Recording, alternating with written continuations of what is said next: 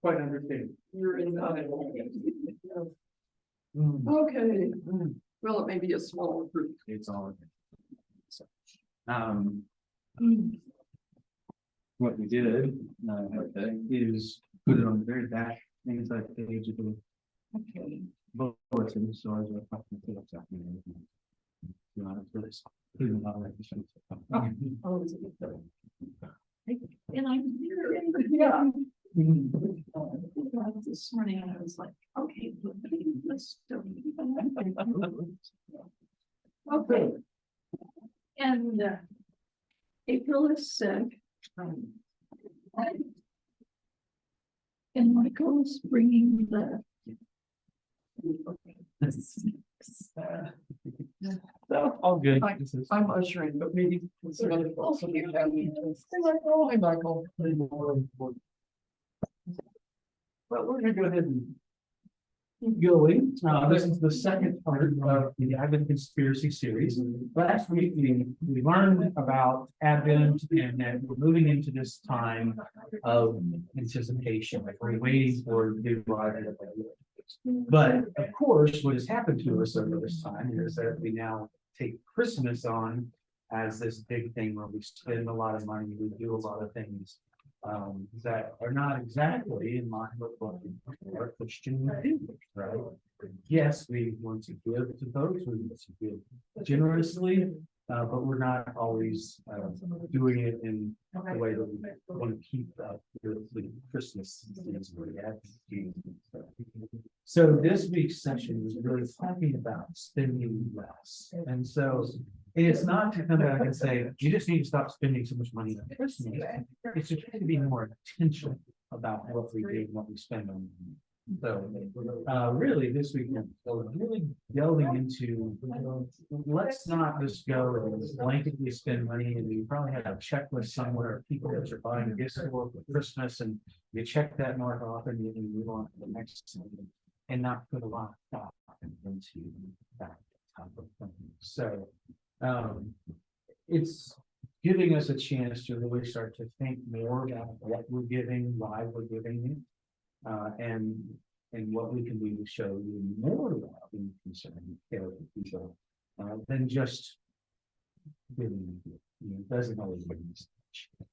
I like to tell the story of one of the best gifts I ever gave to my uncle. Was I learned over time he had this connection to this lighthouse. So I had no idea about it whatsoever. I just heard it, and I asked my aunt, and I said, what's the lighthouse that he likes so much? Oh, the White Shoal. And so I started to learn about this lighthouse, where apparently his father had been a tender at that lighthouse since he was a kid growing up. And he remembers going out there to the lighthouse out of Lake Michigan. You have to go by boat to get on it. It's this one that has the red and white candy cane looking lighthouse. It's really interesting. Yeah. And so I started digging, and I found all of this information about this lighthouse, including a image of the logbook for the lighthouse with his father's signature on it. Oh. And so I was able to put together a scrapbook with all the photos, lighthouse, all this other stuff. And well, I gave it to him not knowing that there had been some turmoil in the family, and so they had been falling out between him and his father, and this was kind of something that actually initially was bringing them back together. And they actually went back out to the lighthouse and visited a few years later.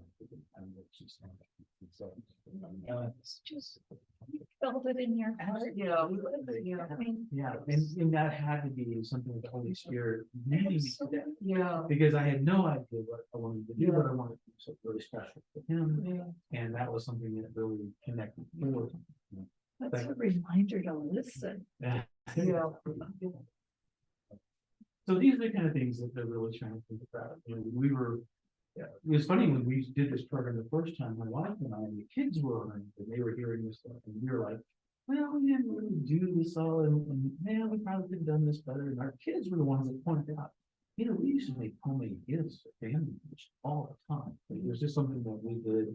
Ella was always into crafting. The kids grew up to do crafting and stuff. And so a lot of them gifts that we did were already ones that were homemade, handmade, and just had no meaning than just going to the store. I'm gonna play the video real quick. It's a little 5-minute thing.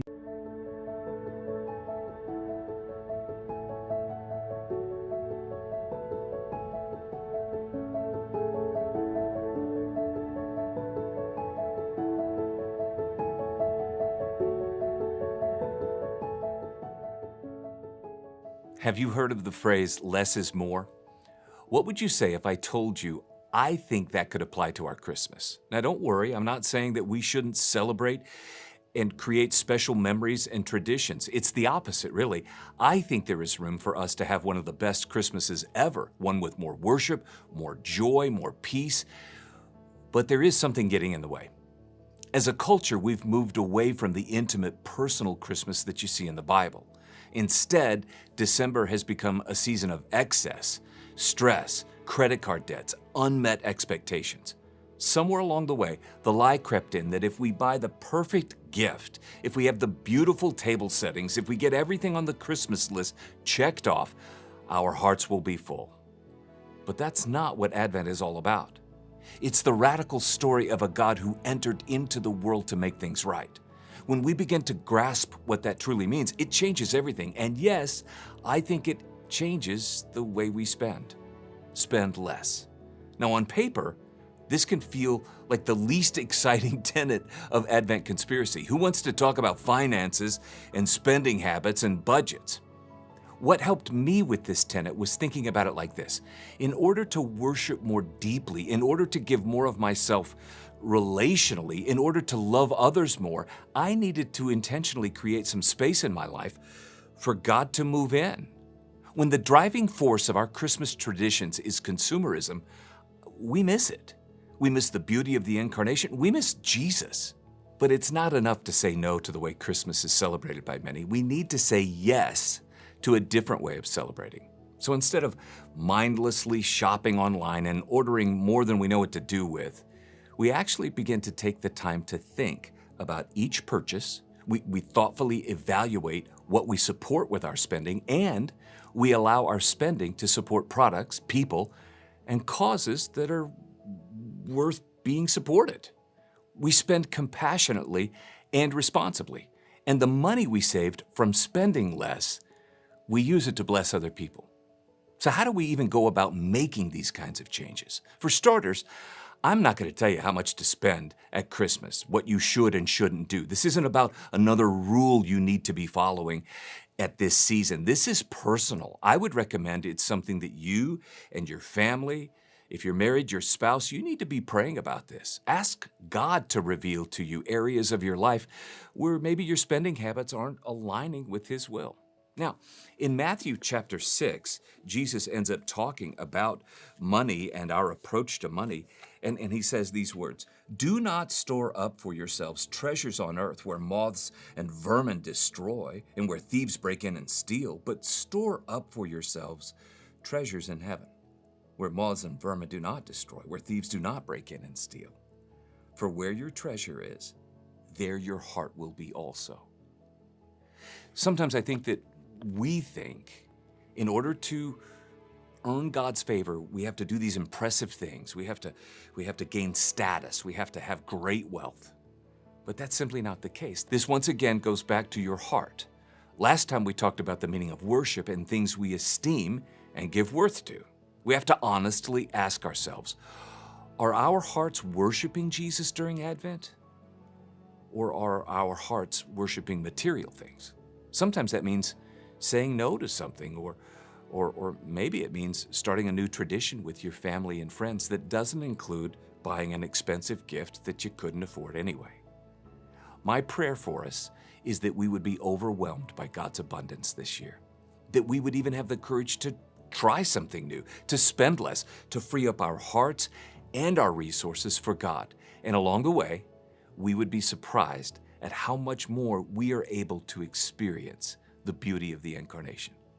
This is a hard topic for many of us, but I believe it's an essential part of experiencing Christmas fully. So take a few minutes, talk with your group, and share what you're learning and even what you're struggling with now.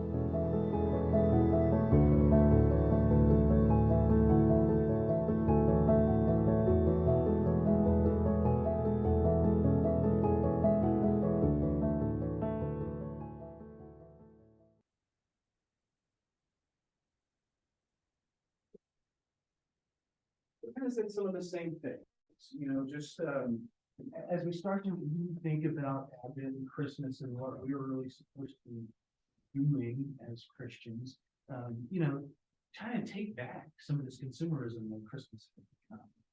I don't know if I mentioned it last week or not, but several years ago, the Ellis family, they finally got to a point because there were 6 brothers and sisters and all their spouses and all their kids, and we finally said, okay, Christmas is too much, and we finally started doing the family-wide element.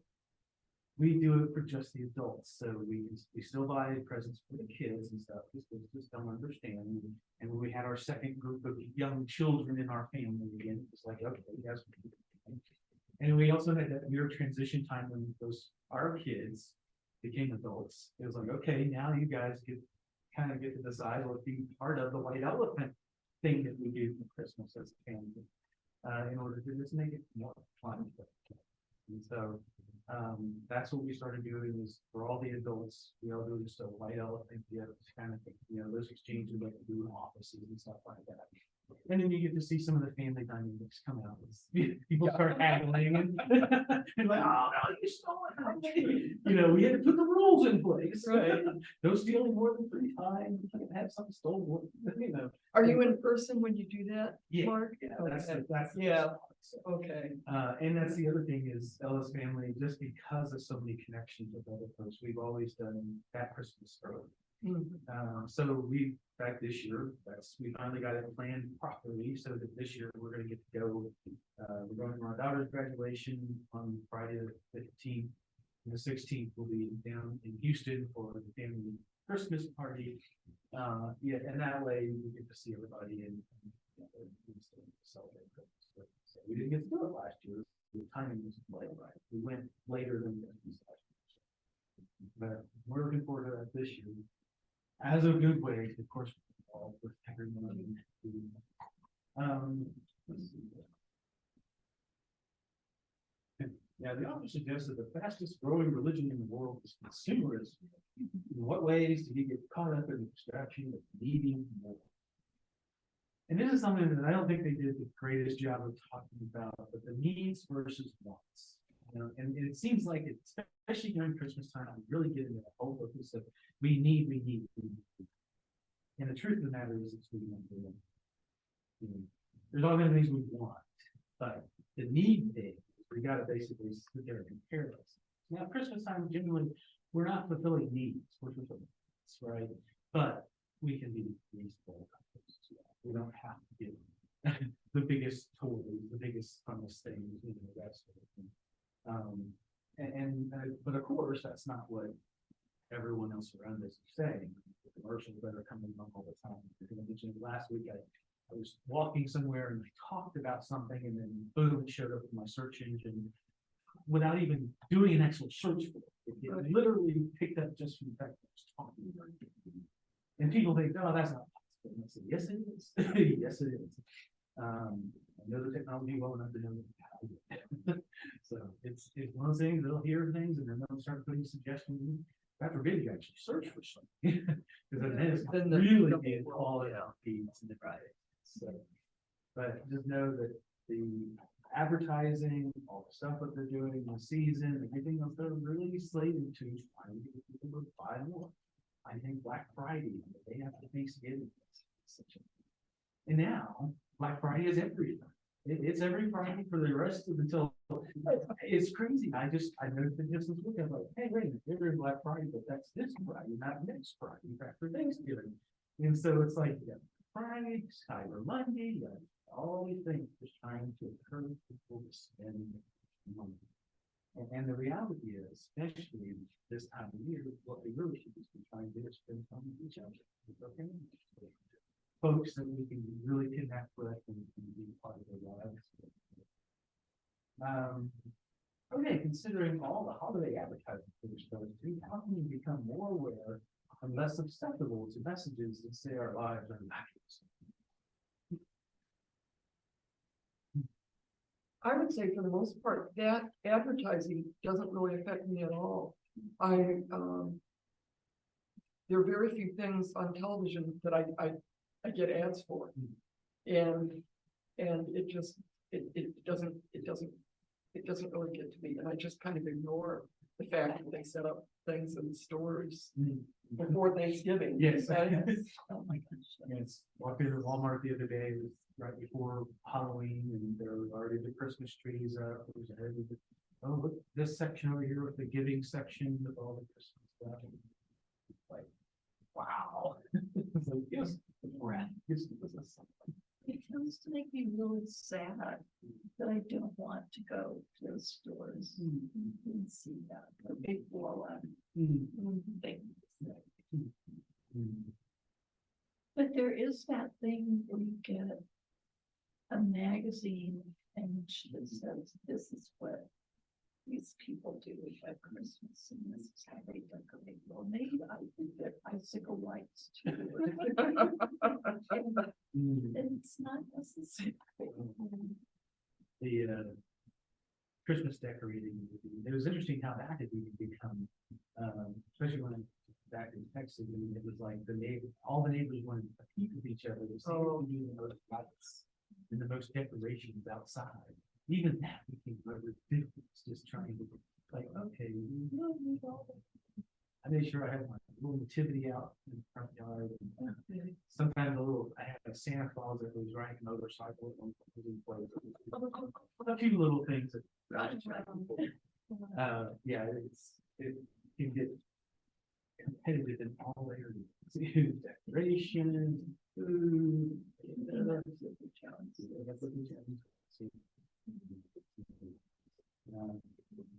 Well, you heard the other, do not store treasures on earth, you heard that one from Matthew. It also goes on, the eye is the lamp of the body. So if your eye is healthy, your whole body will be full of light. But if your eye is unhealthy, your whole body will be full of darkness. Then when the light in you is darkness, how great is the darkness? So this is kind of referring back to what does it mean to store up treasures in heaven? Yeah. So what does it mean to store up our treasures in heaven? It means to give and care and think of others first. That's absolutely. So, we instead of trying to have more treasures here on earth, we should really be focusing on doing what God has asked us to do and being here and helping You people. can't visualize throwing money up in the sky to heaven. I mean, All right. for presents and thinking it's gonna stick you. And that's exactly what it calls to be a good neighbor. And thank you for having them say about that much today. Being a good neighbor and doing the things that it's called us to do is how we store up things in heaven, which is how is spending during Christmas season a reflection of our heart? Unless we make it something more personal. Once we do things that make these connections with other folks and we try to build on that type of connection instead of just, okay, here's a gift, here's write a check, do a thing, making it more personal and doing something that can mean more too. I've always loved several of the churches I've been involved in. Thanksgiving would do meals for families and take meals into the family level. Without, and that was a huge way to really give something that's not very expensive, but can really help people and really fulfilling what we should be doing as part of Christmas. I like to do a lot of my giving during the Advent season, and I like to sit down and just think about and just kind of open my thoughts. And then I like paper checks because when I write it, I think about who it's going to go to, and it's less. It seems less ad hoc than just responding when I get a solicitation in the mail or something like that. And on the one hand, you think, well, and you make exceptions, but it just kind of goes, to me, it just kind of goes together.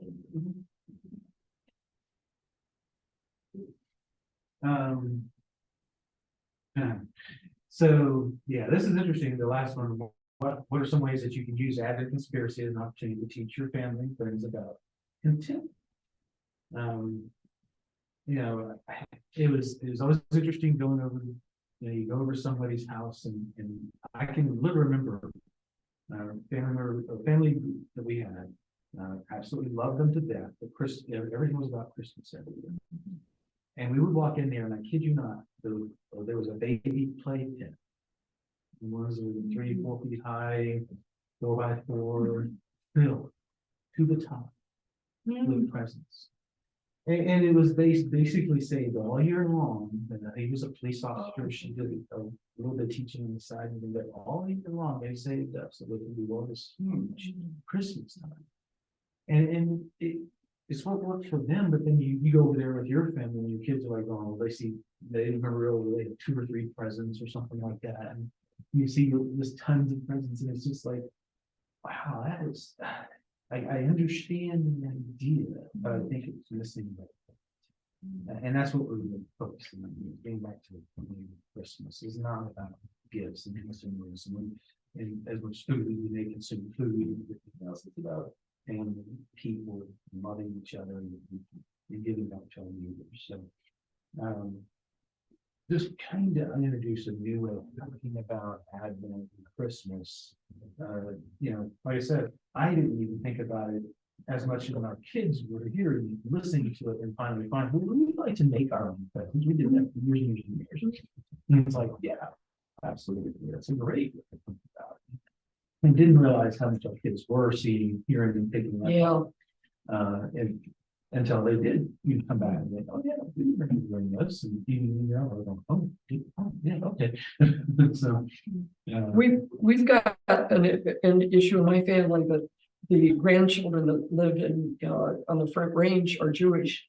And so we put the sets of grandkids together, and we're trying to, the Jewish family, we do give presents. We'll hang a stocking for their kids on the tree, but just make less of a big deal about it. And then it's helpful when Hanukkah overlaps. And I said this year that we would do Hanukkah for all the little boys, all the little kids that are there.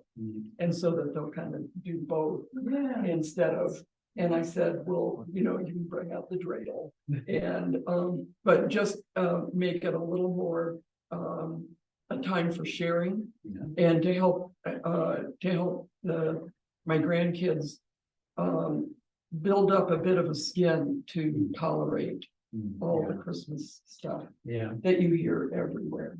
Your Jewish. My Jewish grandkids, yeah. And I think they're getting the fact that their parents, they won't have a Christmas tree at their house, but we always spend Christmas together. So there's a Christmas tree at our house, and they can kind of put it in perspective. Yeah, this is what grandma does. This is what cousin Damien does. So and it helps keep the other families under control a little bit, and just to be a little more mindful of what they're doing. So Like the inclusive. yeah.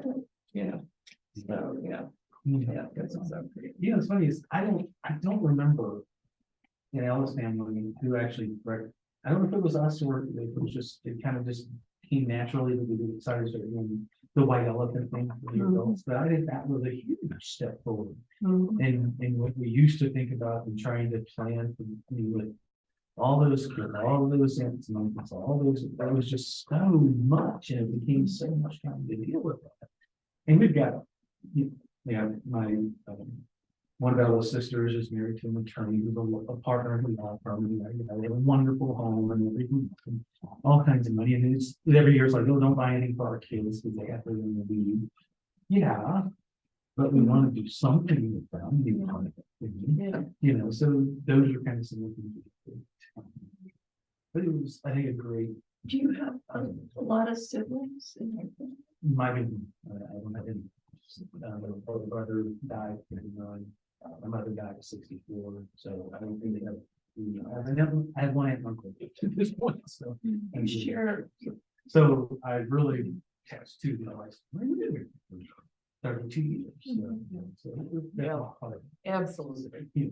And I love that family and, it definitely felt like it's. Really loved it. So,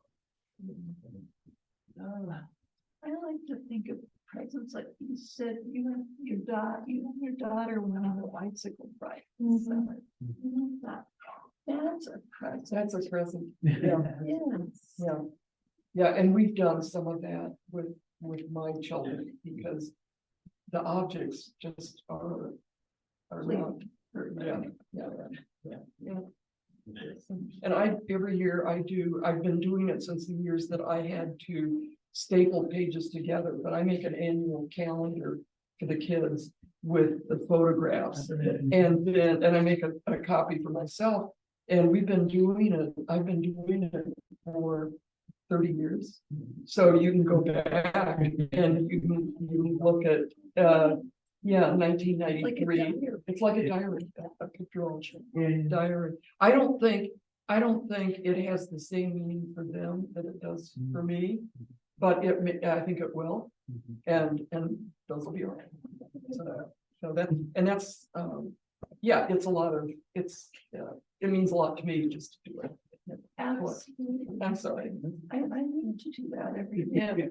Well, FedEx has a way, and once you get used to the first few, for a while, you know, you have to download your photos, and then you have to drag them, and then sometimes when you would enlarge it, it would cut off someone's head, so you'd have to go. Adjust. And sometimes I think I'm too old for this, but you figure it out, and That's awesome. yeah. That's really, So, yeah, Ella's done a couple of these calendars for us and the city families. Especially now we have some couple of seats that we can do that. right. They're gonna start photoshopping your background into their pictures. Oh, God. Yeah. Well, just as a reminder, one of the things that tied together with this, and this is gonna talk more next week, is about giving more. And so it seems funny because I say, well, don't spend as much money, but then give. That was a dichotomy for us that we were like, this is so weird. But it was, literally saving money on just useless gifts and then turning it into something that's very useful. And so that's why I tied the United Think offering for the Navajo Nation as part of our giving back as we look and consider what we aren't going to spend and how we can do more to support our folks. And would you talk a little bit more about that, Tab? I'm not sure. When do we give our, when? Interestingly enough, I'm still working on that because I've had some folks say, we used to do United Think offering and we would collect throughout the year. I don't think we're going to go that long, especially since I want to make sure it gives, and I want to tie the rest of the congregation into it as well. So that's why it's set up for the year. I'm thinking probably right before Christmas. That we'll try to do an gathering right before Christmas for that. And that way we can get it turned back into them. So it'll actually help them. So you see that the Shema of Navajo Land is the group that's being where the United Think offering is going to this time. So I didn't know before now that we could actually have it. And I was very happy to see that when I pulled it up. In fact, I ordered the stuff from them, and so make sure that it's back. But I will make sure that gets publicized. Let's see. I think we put them on the. We spread them out on the tables and stuff, or hope that some other folks will gather them. So yeah, so we have like the envelopes in case of just one with the check, and then the box that when you do the cash. Funny, I folded up the box just so people can see it, and I think the folks from neighbor to neighbor stuff, money in the box already. Good deal.